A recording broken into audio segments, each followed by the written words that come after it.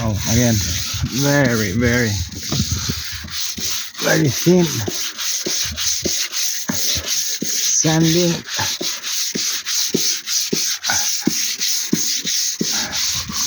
But this is what we are using now. So you can see in effect, that we really try to take, as much as little as possible of glass here.